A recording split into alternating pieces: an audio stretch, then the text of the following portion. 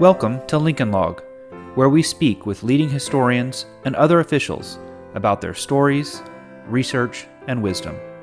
Expand your knowledge and indulge your curiosity here on Lincoln Log. This podcast is produced by the Abraham Lincoln Association, aiding and promoting Abraham Lincoln's life and legacy. Founded in 1908, the ALA remains the nation's oldest and largest Lincoln organization. Learn more at abrahamlincolnassociation.org. Greetings. I am your host, Joshua Claiborne, and I am pleased to welcome John White to our Lincoln Log podcast. John is a professor of American Studies at Christopher Newport University. He is the author or editor of 13 books and more than 100 articles, essays, and reviews about the Civil War, including several prominent award-winning books. His newest book is A House Built by Slaves, African-American Visitors to the Lincoln White House, which is published by Rowman and Littlefield, and a recent one shortly before that, an edited volume of Lincoln's letters titled To Address You as My Friend, African Americans' Letters to Abraham Lincoln, published by the University of North Carolina Press. John, thank you for joining us. Thanks for having me. I view your newest book and the one before that as really good companions that go together well, will make a good holiday gift. Encourage folks to purchase it for that reason. But before we delve too much into those, I'd like to touch a little bit on your background and really what interested you in history, and then in particular, Lincoln's history and scholarship. I was born actually in a house from the 1720s just outside of Philadelphia, and it was an old farmhouse that was built up in the 19th century. And when I was a kid, I actually found the old trash pit in the woods out in the back, and digging up old artifacts and having that sort of material of history in my hands is what I think really birthed an interest in history for me. When I went to college, though, I started as a business major because I wanted to make a lot of money, and I still would like to make a lot of money.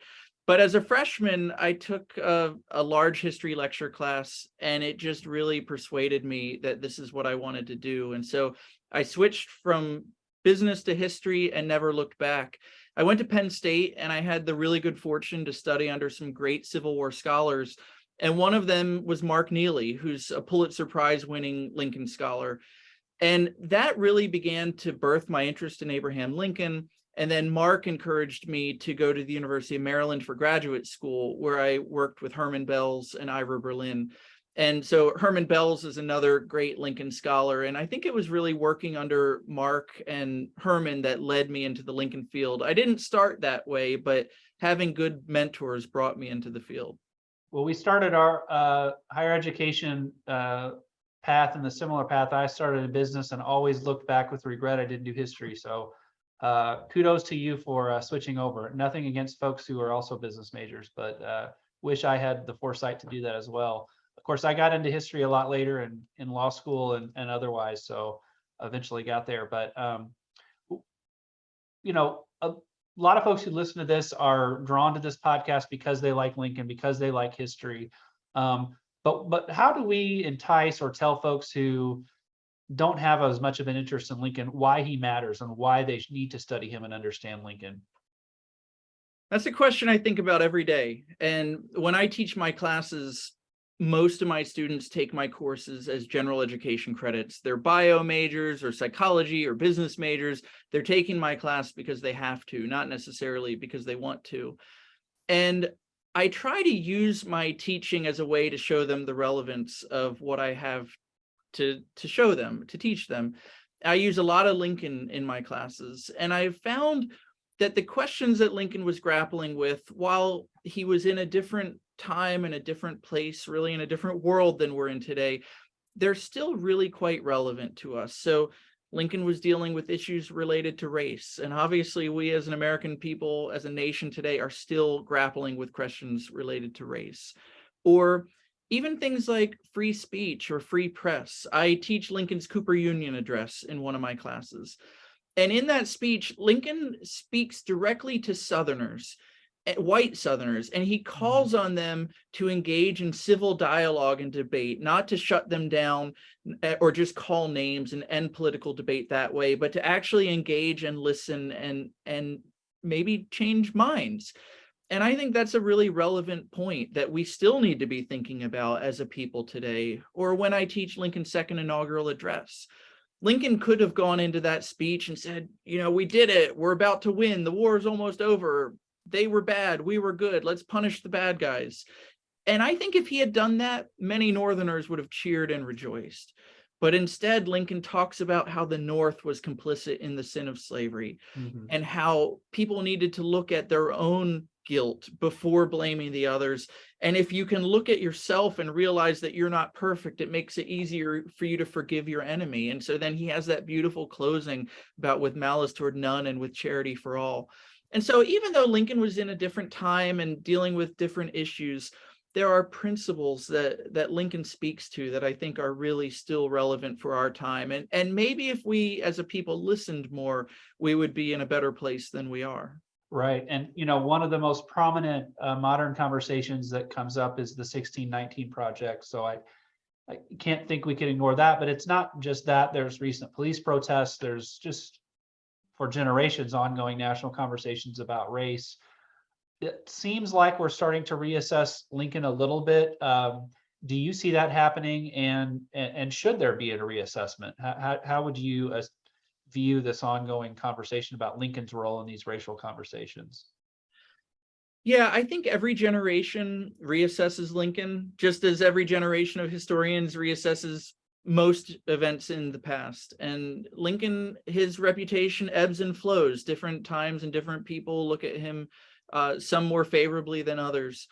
My hope in the work that I'm doing is to recover certain aspects of Lincoln's life and legacy that have really been obscured for so long. In the last 60 or so years, I think Lincoln's role in emancipation has come under a lot of scrutiny. And many people see Lincoln as nothing but a reluctant emancipator, or maybe not even, having his heart in it or wanting to free the slaves. And what I hope to do in these two books, showing the letters that Black Americans sent to Lincoln and then discussing the interactions that African Americans had with Lincoln, is to recover the really incredible relationship that developed between Lincoln and African Americans during the war. And I think that in recovering that relationship, it can help us view him in a new light and appreciate some of the things that he did during the war that I'm not sure he always gets credit for. Right. Well, one of the big events, I guess you could say, that kicked off some of these reassessments and the criticism is an infamous meeting in 1862 where Lincoln discusses colonization, suggesting that Blacks in America could be sent back to Africa and colonize there.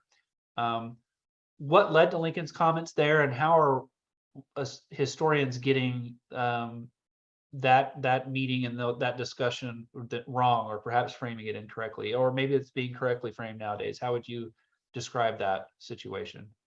Yeah, this is a meeting in August of 1862 that's, on the one hand, one of the most remarkable moments of Lincoln's presidency, because it's the first time in the history of the country that a sitting president has invited a Black delegation to the White House to talk politics.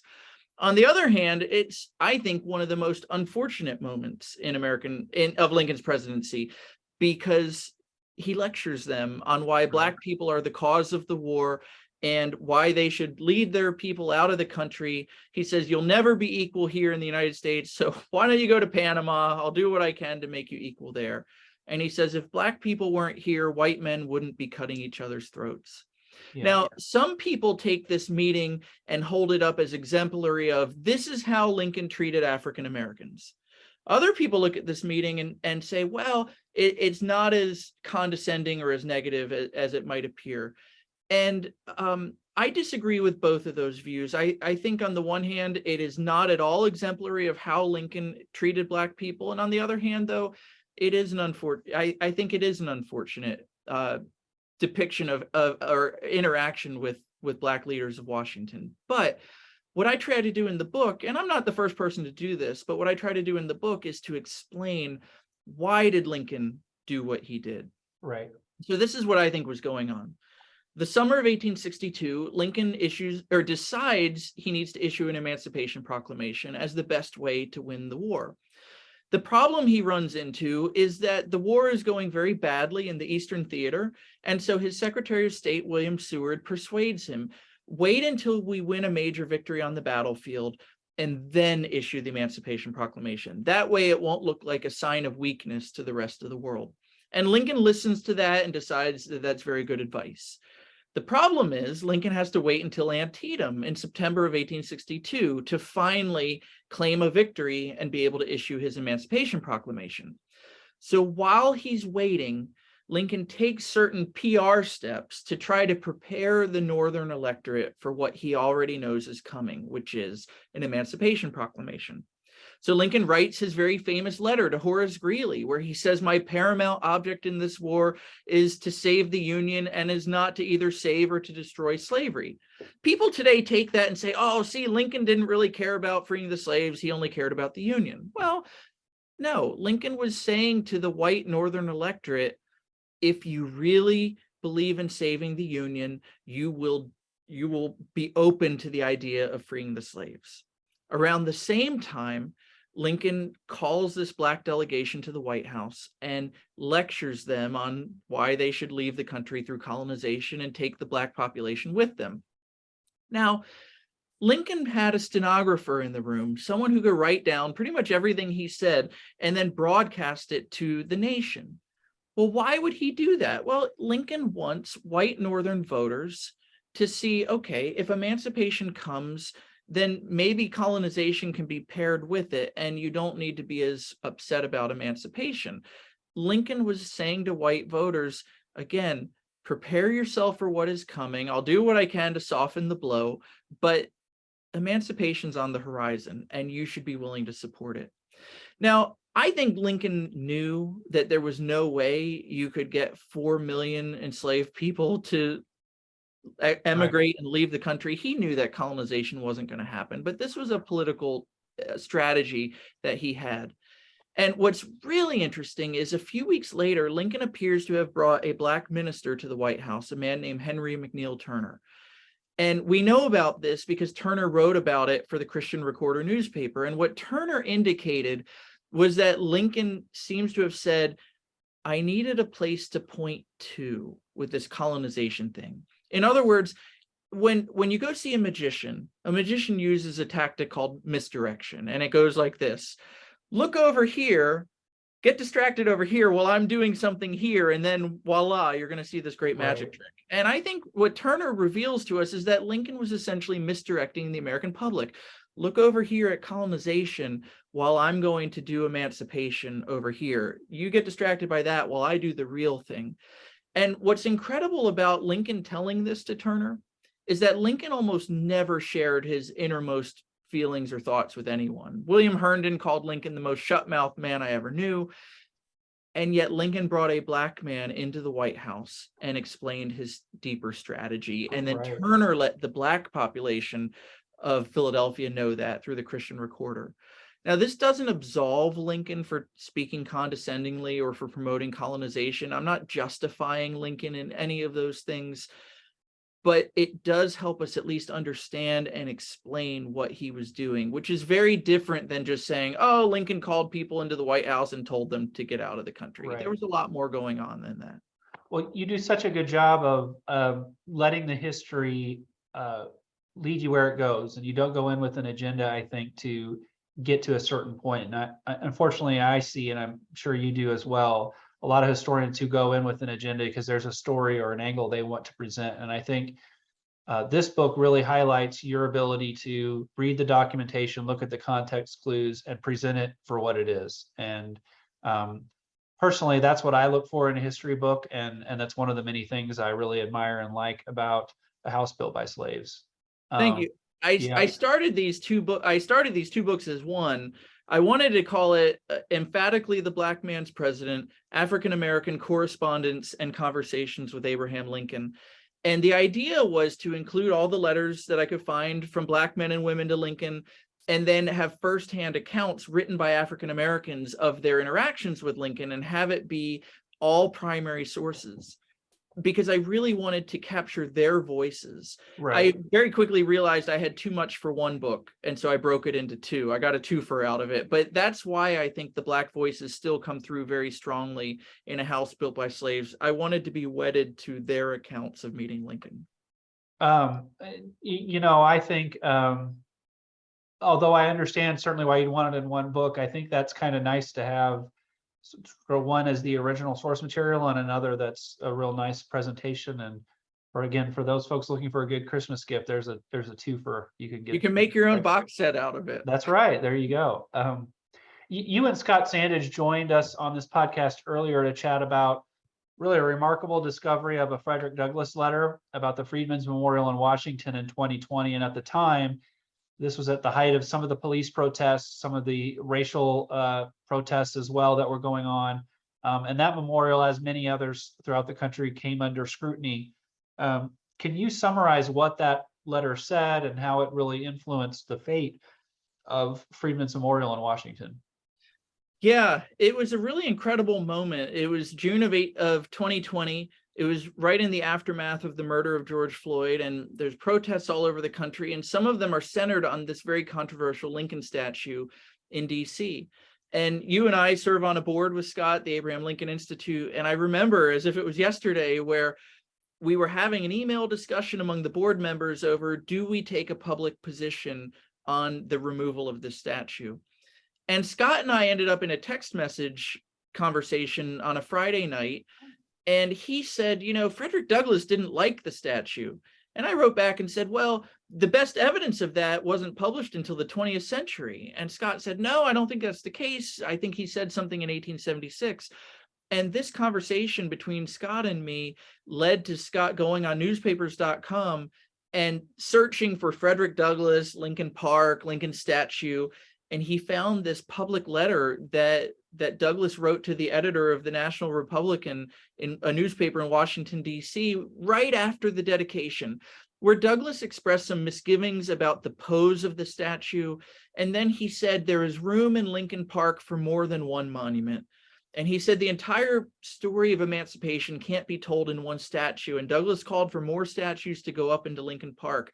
And this was just an incredible find. The letter hadn't been seen for 134 years. Yeah. And so we wrote about it in Smithsonian. And, our thought was, if people had listened to Frederick Douglass in 1876 about putting up more monuments, telling a fuller story of emancipation, maybe we wouldn't be in the situation we were then. Yeah. And I remember sort of the press frenzy around that as well. I mean, you guys got really almost global attention at the time, I remember. So it was a very timely find and brought a lot of attention to an important issue. It was an incredible experience. Yeah. I bet. Yeah. And, Frederick Douglass was certainly the center of that issue, plays a big role in this book of yours. To me, he's, first of all, an interesting, fascinating character on his own right. I'm glad he seems to getting more and more attention as years go on, but what can we learn about Lincoln the president, Lincoln the man, through Frederick Douglass and those two interactions? When I teach my classes and I'm teaching Lincoln, I use a lot of Lincoln documents, and then I often pair them with Frederick Douglass documents. So when we look at Lincoln's election and his inauguration, 1860-61, I often have my students read some of the editorials that Douglass wrote at that time, where Douglass calls Lincoln the South's greatest slave hound and abolitionism's worst enemy. From Douglass's perspective, Lincoln was not going to be a friend towards African Americans. After this infamous meeting with the Black delegation in August of 1862, Douglass issues an editorial that is just scathing in its criticism of Lincoln. But then Douglass meets Lincoln. And the two men meet 3 times. And those meetings, I believe, transform the way that Douglass views Lincoln, so that by the time you get to the end of Lincoln's life, Douglass views Lincoln as a friend. And, Douglass delivered the oration that dedicated that statue in Washington, D.C. in 1876. And I think that speech is one of the most misunderstood Douglass documents. Mm-hmm. A lot of people read the first half of the speech and they ignore the second half of the speech. In the first half, Douglas recounts all of his wartime criticisms of Lincoln as an abolitionist, all the ways that Lincoln disappointed African Americans, how he was slow in emancipation, how he issued the Greeley letter saying he cared more about the Union, how he lectured the Black delegation, how he pushed for colonization, how he didn't enforce equal rights for Black soldiers. There's all these things that Douglas had criticized during the war. And Douglas rehashes those in the 1876 speech.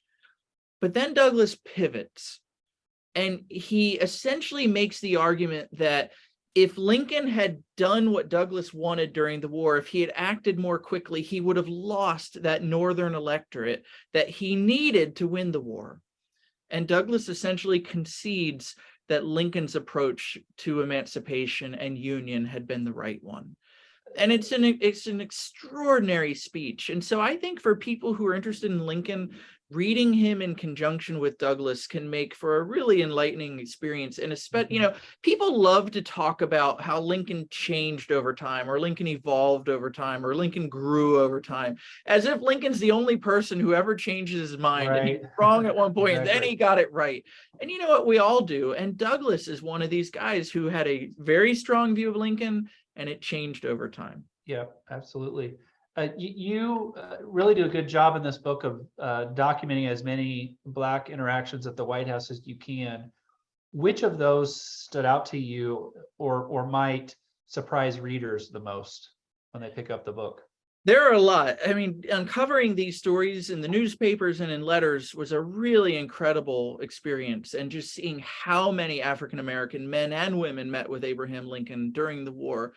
But one that I really am touched by involves a woman named Caroline Johnson. She was a free woman of color in Philadelphia.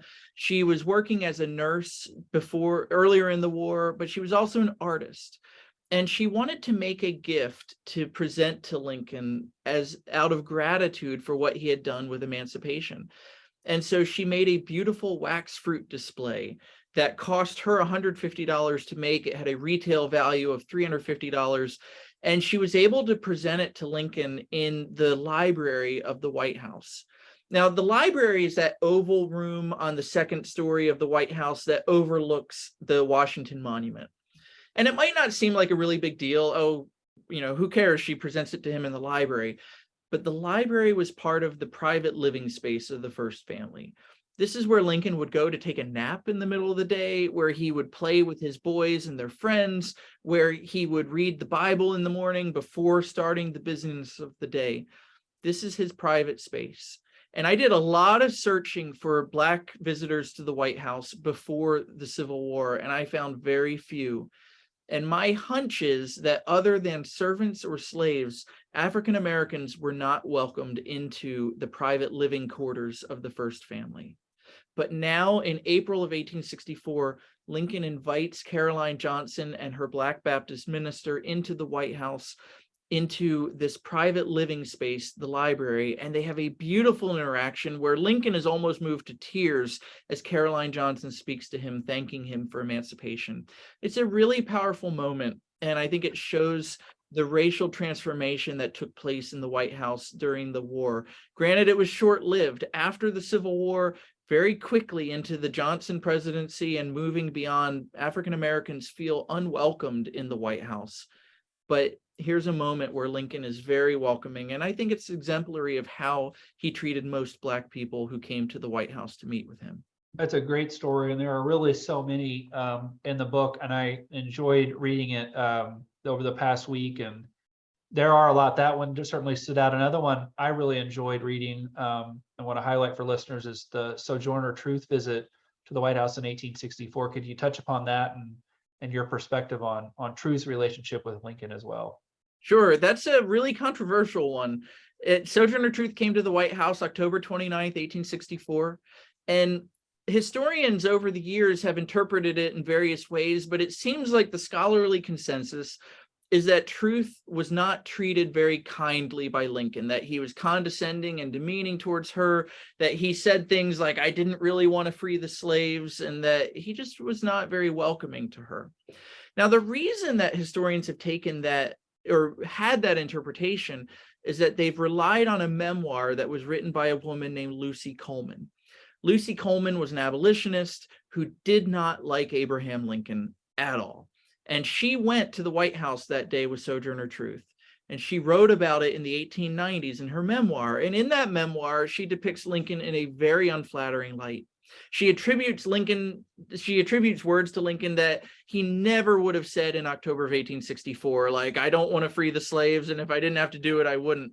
And what I think she was doing is she was remembering the Greeley letter from August of 1862 and then putting it into Lincoln's mouth in October of 1864. So a lot of historians rely on Lucy Coleman's 1890s memoir, but here's the thing.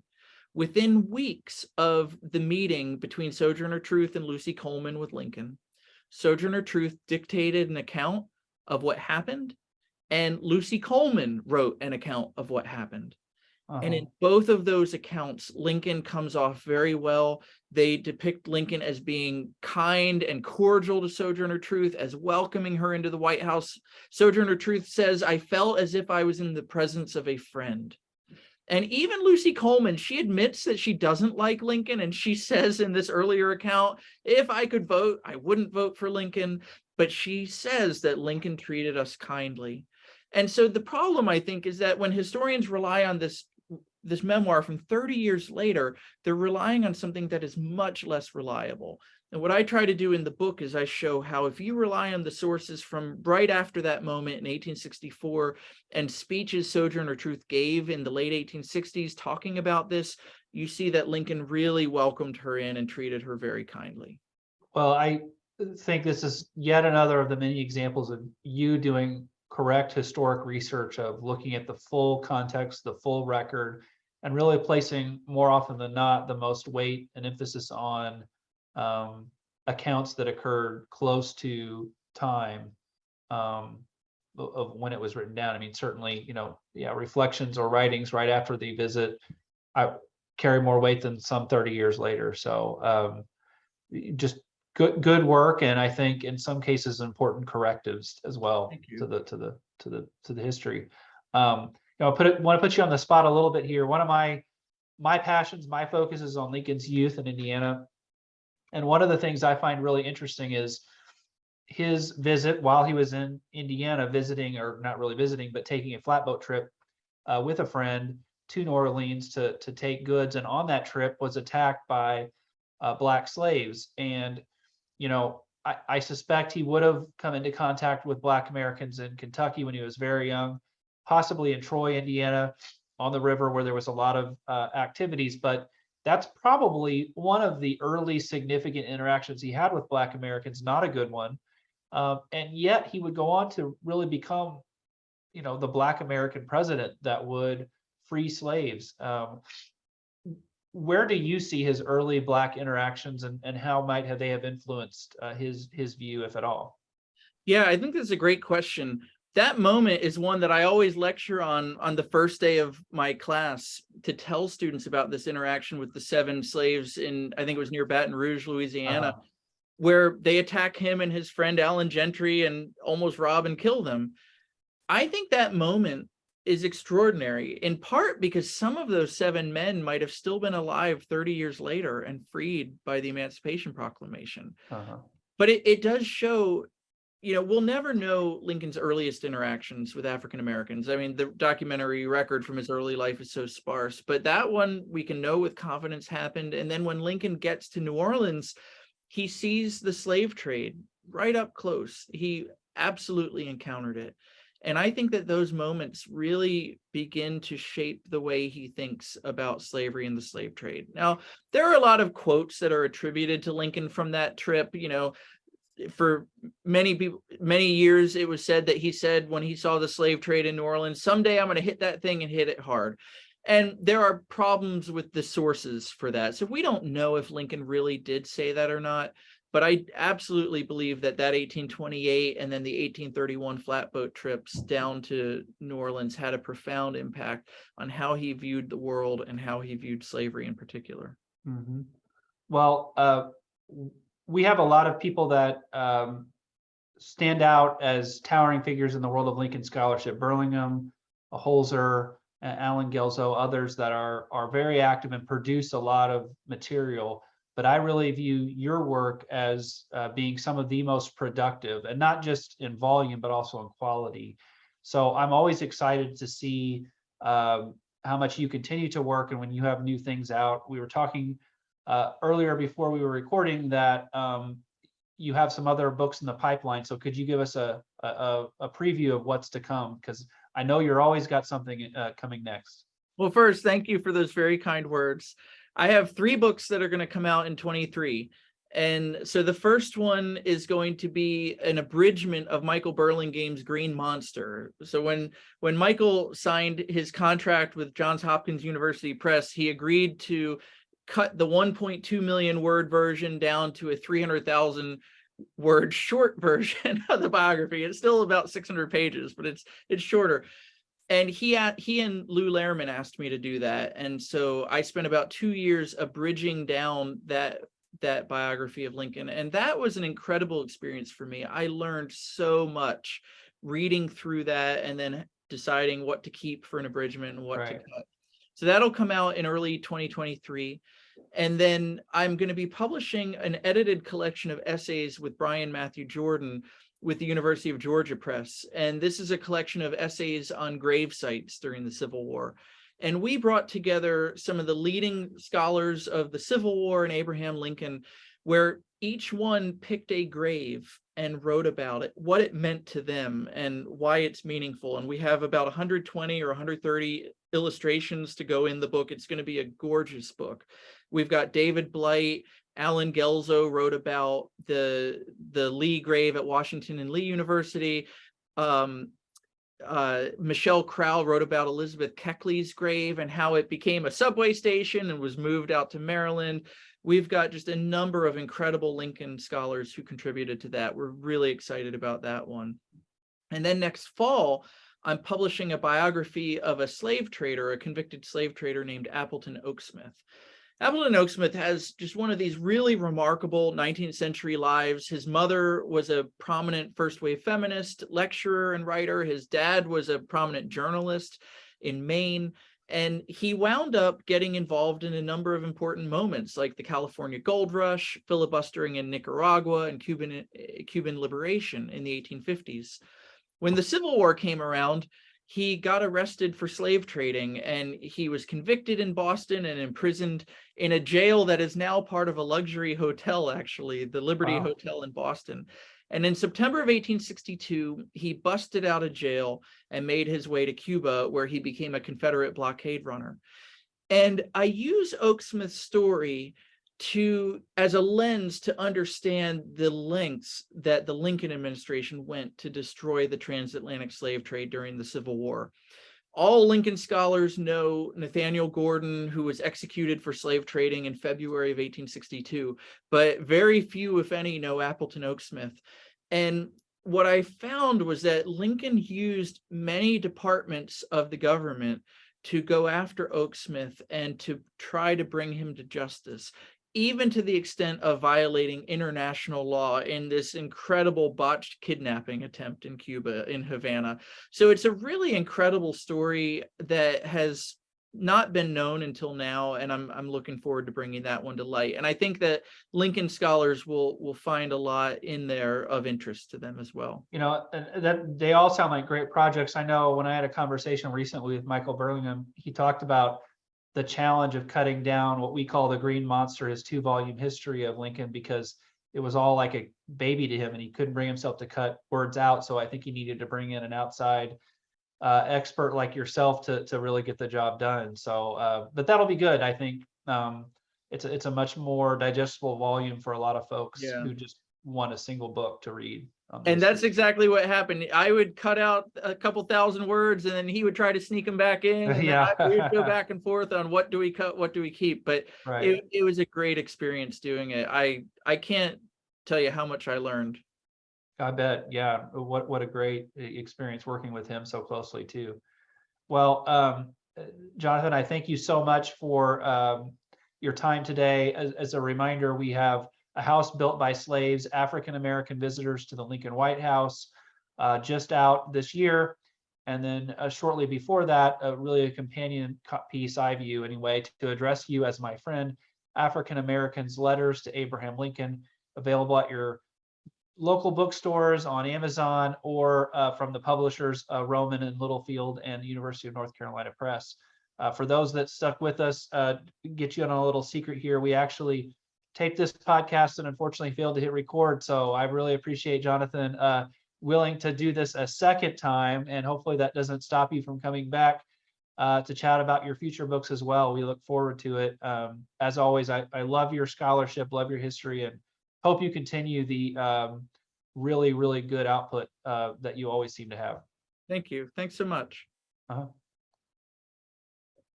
Thank you for listening to Lincoln Log. You can subscribe to the podcast in iTunes, Spotify, or your favorite podcast app. And if you like this podcast, please consider rating it on iTunes and leaving a review. This helps other people find the show.